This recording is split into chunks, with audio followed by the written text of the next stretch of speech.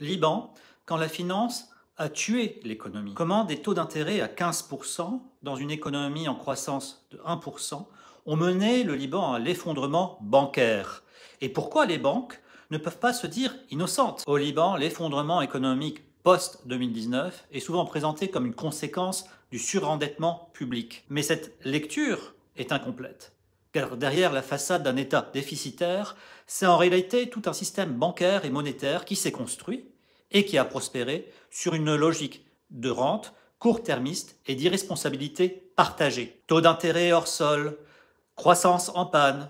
Pendant des années, les banques libanaises ont proposé des taux d'intérêt anormalement élevés, 10, 12, jusqu'à 15% selon les périodes. Dans un pays où la croissance stagnait autour de 1%, cela revenait à promettre des rendements déconnectés de toute réalité économique.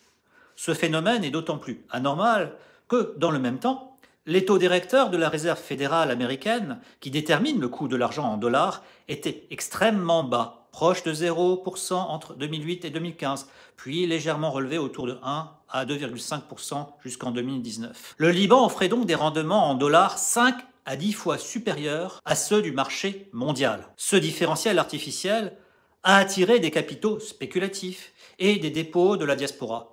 Mais il impliquait aussi un risque énorme. Pour maintenir de tels rendements, il fallait un afflux continu de dollars frais. Dans une économie structurellement déficitaire, cela revenait à bâtir un système sur une promesse intenable. Les banques, piliers, bénéficiaires et initiatrices de ce système, n'ont pas été de simples rouages.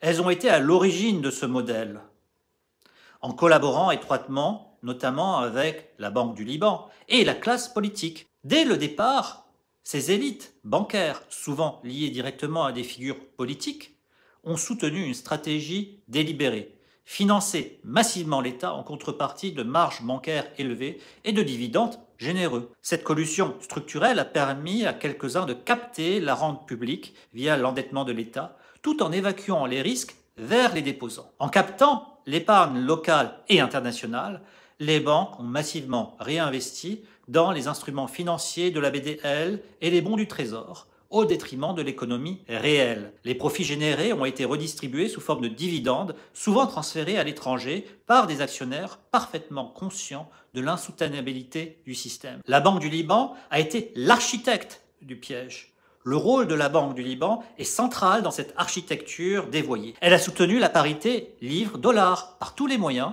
quitte à recourir à des mécanismes de plus en plus opaques.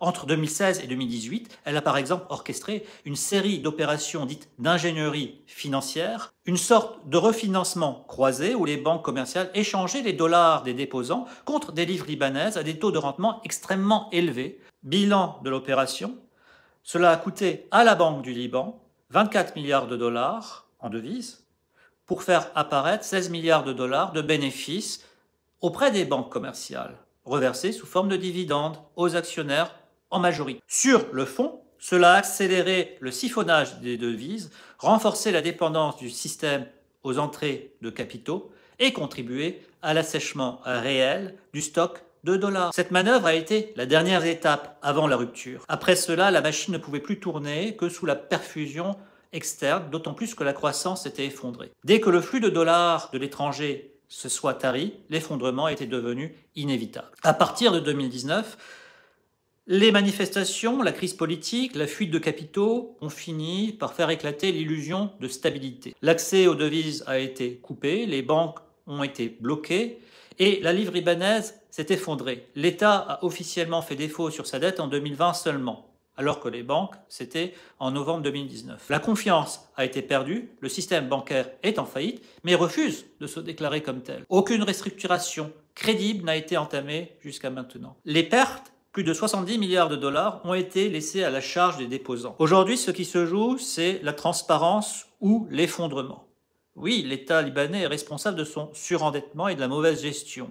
Mais les banques elles-mêmes ne se sont pas contentées seulement de nourrir un système. Elles en ont été les initiatrices en collusion directe avec les responsables politiques, souvent actionnaires. Ensemble, ils ont construit un mécanisme d'endettement public destiné à servir des dividendes privés au prix d'une fragilisation progressive de tout l'édifice monétaire.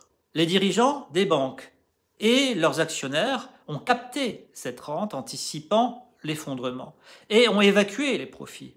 Les déposants, eux, ont tout perdu, mais ils sont partiellement responsables. Ils ont été maintenus dans l'ignorance à cause d'une opacité, notamment comptable, et volontairement entretenue des banques. Et pour reconstruire, le Liban n'a pas besoin seulement d'une réforme technique. Il a aussi besoin de changements radicaux de culture financière. Levée du secret bancaire, audit intégral des bilans, transparence sur les passifs cachés, redistribution des pertes. Et sans vérité, il n'y aura pas de justice. Et sans justice, il n'y aura pas de reconstruction du système financier.